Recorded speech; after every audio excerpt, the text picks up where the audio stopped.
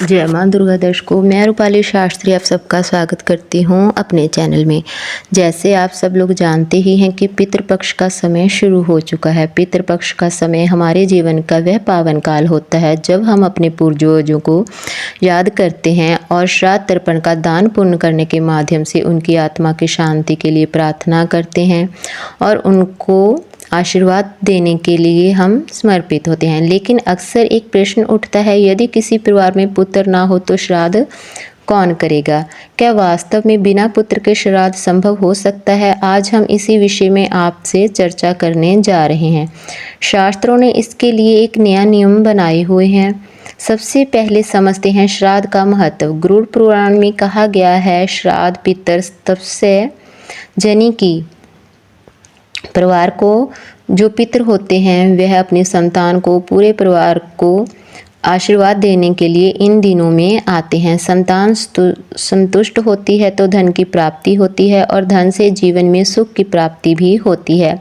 यानी श्राद्ध केवल पितरों की तृप्ति का साधन नहीं है बल्कि पूरे परिवार की समृद्धि का मार्ग भी है।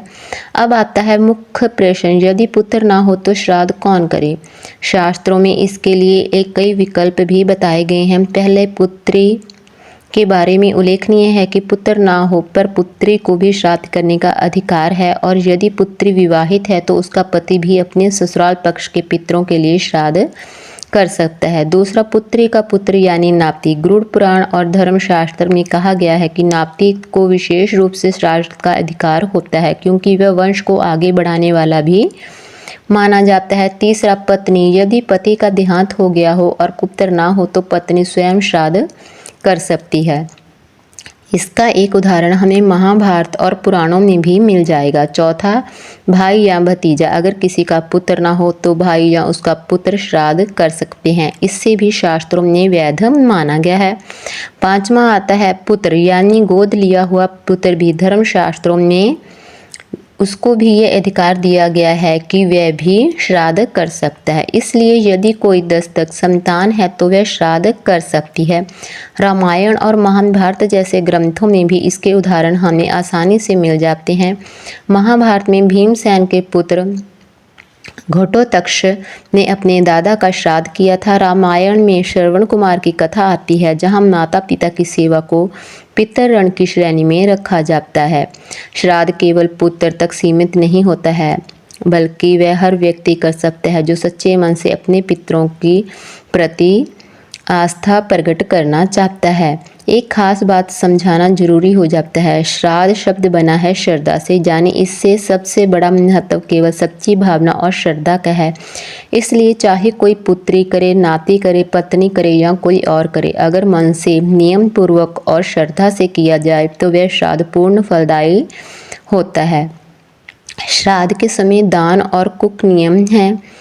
अब बात करते हैं श्राद्ध करते समय किन किन बातों का ध्यान हमें रखना चाहिए और कौन कौन से दान विशेष रूप से करने चाहिए। पहले, अन्नदान। श्राद्ध के दिन ब्राह्मण या गरीब को भोजन कराना सर्वोत्तम कार्य माना गया है। दूसरा होता है पानी का दान। ताम्र पात्र में जल दान करने से पितरों को शांति मिलती है। तीसरा, तिल और कुश का महत्व होता है। तर्पण में तिल और कुश का प्रयोग करना अनिवार्य होता है। व्रत और अन्नदान ये हमको जरूर करना चाहिए। पुराने समय से ही कपड़े और अन्नदान करना पितृपक्ष का विशेष नियम माना गया है। गाय, भूमि और स्वर्ण दान यह प्राचीन परंपरा में आते हैं। आज इसके प्रतीक में गरीबों की मदद करके पूरा किया जा रहा है। अन्न ही प्राणी, नाम प्राण अर्थात भोजन ही जीवन के प्राण है। इसलिए श्राद्ध में भोजन का दान सर्वोत्तम फल माना गया है और लाभ देने वाला भी माना गया है। श्राद्ध के समय कुछ बातों का विशेष ध्यान हम सबको रखना चाहिए। झूठ बोलना, क्रोध करना और अपशब्द बोलना वर्जित होता है। मांसाहार, शराब, तंबाकू आदि चीज़ों से भी दूर रहना चाहिए। काले वस्त्र पहनना भी श्राद्ध के समय अशुभ ही माना जाता है। श्राद्ध के दिन बाल कटवाना, नाखून काटना और विवाह या मांगलिक करना भी अशुभ ही होता है। इसलिए बताए गए तक उस दिन का पूरा वातावरण पवित्र और शांतिपूर्ण बनाए रखना होता है।